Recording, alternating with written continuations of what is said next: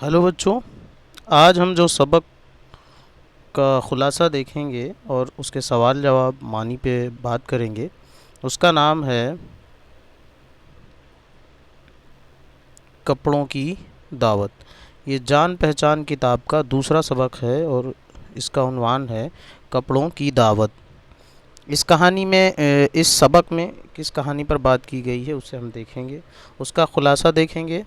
और इसको हमने क्लास में तो पढ़ा दिया है, एक बार ऐसे भी देख लेते हैं फिर से खुलासे के तौर पर। और इसको कॉपी पर, इस खुलासे को कॉपी पर आप सभी लोग नोट कर लें। तो कहानी इसमें क्या है, चलिए देखते हैं। इस सबक में एक दिलचस्प कहानी बयान की गई है। बहुत पहले एक शख्स नासिरुद्दीन था। वो सादा ज़िंदगी गुजारता था। एक शाम वो अपने खच्चर पर लौट रहा था कि उसे रास्ते में उसका पड़ोसी मिला। वो खूबसूरत लिबास में मलबूस था। उसने नासिरुद्दीन को बिलाल सौदागर की दावत की याद दहानी कराई। ये दहानी होना चाहिए था, दिलानी हो गया, कोई बात नहीं, ये भी ठीक है।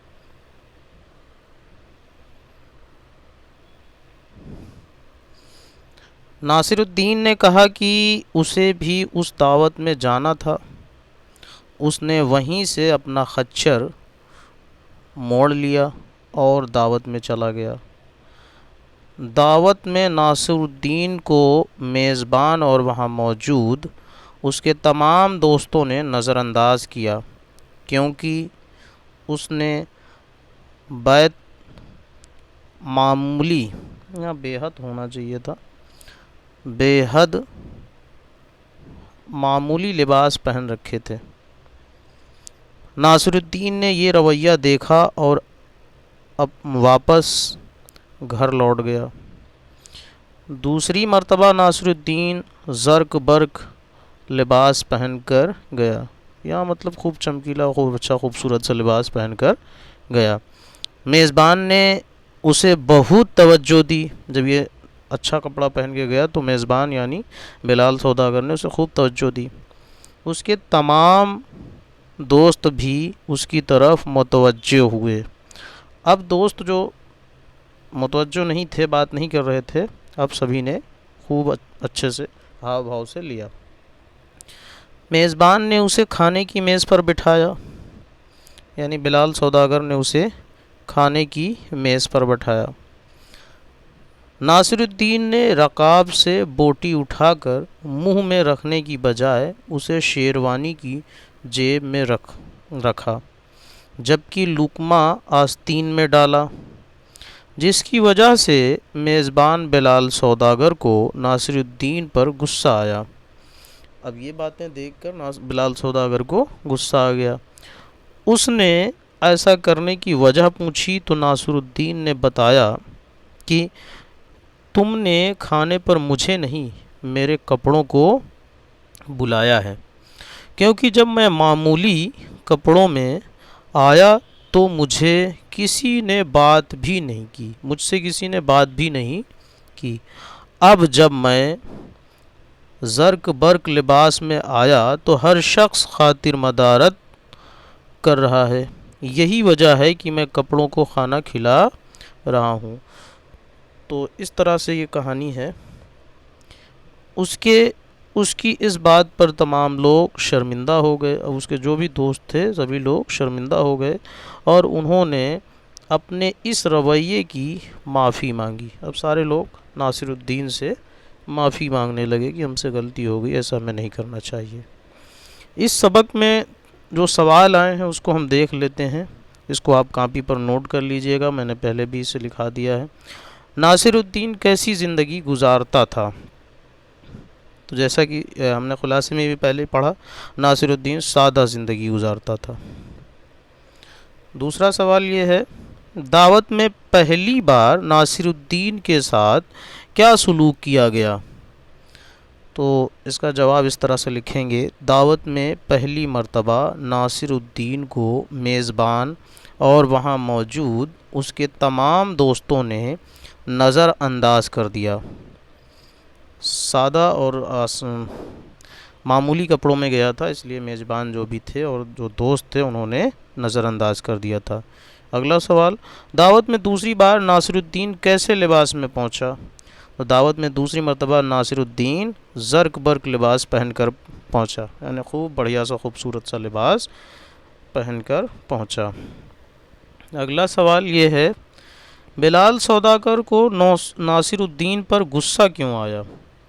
ناصر الدین اس کا جواب ایسے لکھیں گے، ناصر الدین نے رکاب سے بوٹی اٹھا کر منہ میں رکھنے کے بجائے اسے شیروانی کی جیب میں رکھا، جبکہ لقمہ آستین میں ڈالا، جس کی وجہ سے میزبان بلال سوداگر کو ناصر الدین پر غصہ آیا۔ اگلا سوال یہ ہے، ناصر الدین نے کپڑوں کو کھانا کھلانے کی کیا وجہ بتائی؟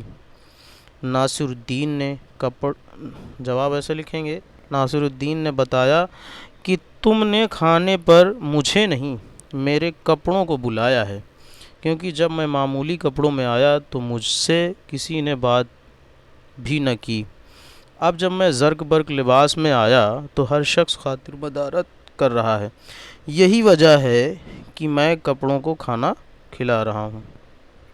تو بات یہ تھی، انہوں نے بتا دی کہ میں نے اس وجہ سے یہ ایسا کیا ہے۔ خالی جگہوں میں صحیح لفظ بھریے۔ یہ لفظ ہیں، یہ آپ کی کتاب میں بھی مل جائے گا، نظر انداز، شرمندہ، استقبال، معمولی۔ تو اس کو ہمیں یہ خالی جگہ آپ کو آپ کی کاپی پر دکھائی دے گا، کتاب پر دکھائی دے گا، اسے آپ کو بھرنا ہوگا۔ یہاں پہ بھرا ہوا دکھ رہا ہے، اس نے آگے بڑھ کر اس کا استقبال کیا۔ دوسرے والے میں سارے دوست ناصر الدین کو نظر انداز کر رہے تھے۔ تیسرا والا ہے ایسے، جب میں معمولی کپڑوں میں آیا تو کسی نے مجھ سے بات نہیں کی۔ یہاں پہ معمولی بھرا جائے گا۔ اس والے میں ساری محفل شرمندہ ہو گئی۔ تو ایسے ہم اس کو خالی جگہوں کو پر کر لیں گے۔ اب یہ اس میں کیا ہے دیکھتے ہیں، نیچے دیے گئے لفظوں کو جملوں میں استعمال کیجیے۔ کوئی بھی لفظ اگر ہمیں سمجھنا ہے تو جب تک ہم اس کو جملے میں استعمال نہ کریں تب تک وہ ہمیں سمجھ میں نہیں آ سکتا۔ تو پہلا لفظ ہے جیسے دعوت۔ دعوت کس کو کہتے ہیں؟ جب کوئی ہمیں اپنے گھر پر بلائے کسی بھی وسیلے سے، ضروری نہیں کہ یہ کھانا بھی ہو، زیادہ تر ہم دعوت کا مطلب یہی سمجھتے ہیں کہ کھانے سے بلا رہے ہیں۔ تو اس میں دیکھتے ہیں اس کو ہم لفظوں میں کیسے استعمال کر سکتے ہیں۔ مجھے شادی کا دعوت نامہ موصول ہوا، مطلب یہ جو دعوت ہے وہ شادی میں جانے کے لیے موصول ہوئی ہے۔ اس کو ہندی میں پراپت بھی کہہ سکتے ہیں۔ ہندی یہ میزبان اس کو کہتے ہیں جس کے یہاں مہمان آئے ہوں۔ میزبان متضاد ہے مہمان کا۔ تو اس کو ہم جملوں میں کیسے استعمال کریں گے؟ آج کی دعوت کے میزبان بہت ملنسار تھے۔ اب ظاہر سی بات ہے، دعوت میں دو لوگ ہوں گے، ایک میزبان ہوگا، دوسرا مہمان ہوگا۔ تو یہ میزبان کا ہم نے استعمال جملوں میں کر لیا۔ تیسرا ہے عمدہ۔ عمدہ مطلب کوئی چیز بہت اچھی ہو تو اس کو عمدہ کہیں گے۔ یہاں کا کھانا نہایت عمدہ ہے۔ کھانا مطلب اچھا ہے، اس لیے اس کو عمدہ کہا گیا۔ استقبال مطلب ویلکم۔ ہم نے بارات کا استقبال پھولوں سے کیا۔ ٹھیک، تو یہ ہو گیا۔ یہ آخری لفظ ہے محفل۔ احمد کے ڈانس نے آج کی محفل کو چار چاند لگا دیے۔ تو یہ آخری لفظ تھا۔ محفل مطلب ہوتا ہے جہاں کچھ لوگ جمع ہوں اور کوئی بھی پروگرام ہو تو اس کو محفل کہتے ہیں۔ پھر یہ اس کو دیکھتے ہیں، اس میں کیا لکھا ہے۔ اس سبق میں ایک لفظ خوش مزاج آیا ہے جو دو لفظوں خوش اور مزاج سے بنا ہے۔ ایسے لفظوں کو مرکب لفظ کہتے ہیں۔ نیچے لکھے ہوئے لفظوں میں سے مرکب لفظ کی نشاندہی کیجیے۔ عقل مند، بد مزاج شخص۔ ہاں، اس میں کیا کرنا ہے کہ ہمیں یہاں پہ ایسے لفظ کی تلاش کرنی ہے جو دو لفظوں سے مل کر بنے ہیں۔ جیسے یہاں تو خوش مزاج اور ایسے کر کے سمجھا دیا گیا، تو یہ عقل مند، یہاں عقل اور مند دو الگ الگ لفظ ہیں، تو یہاں پہ ہم نے اس کو اٹھا کر یہاں لکھ دیا۔ بد مزاج، بد کا مطلب برا، مزاج کا مطلب جیسا ہمارا ابھی موڈ ہو، موڈ کہہ سکتے ہیں، تو اس کو بد مزاج یہاں پہ اٹھا کر دو لفظ میں ہے۔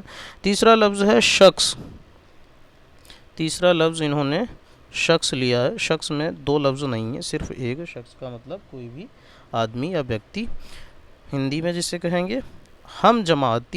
چوتھا لفظ ہے ہم جماعت، تو اس میں ہم اور جماعت دو الگ الگ لفظ ہیں، ایک ہم ہے دوسرا جماعت، تو اس کو ہم نے یہاں اٹھا کر رکھ دیا۔ تفریح، تفریح کا مطلب ہنسی مذاق، تو یہاں پہ ہم نے اس کو اٹھا کر یہاں رکھ دیا۔ اس کو یہاں دو لفظ نہیں ہے، ایک ہی لفظ ہے۔ خوش آمدید، یہاں دو لفظ ہیں، خوش الگ لفظ ہے، آمدید ویلکم الگ لفظ ہے۔ خوش آمدید کا مطلب ویلکم ہوتا ہے، آمدید کا مطلب آنا، خوش کا مطلب خوشی خوشی آنا، تو مطلب ویلکم کرنا۔ شیروانی، یہاں پہ شیر اور شیروانی ایک ہی لفظ ہے، شیر اور وانی الگ الگ نہیں ہیں، شیروانی، اس لیے یہاں ہم اس کو اٹھا کے ہم نے یہاں رکھ دیا۔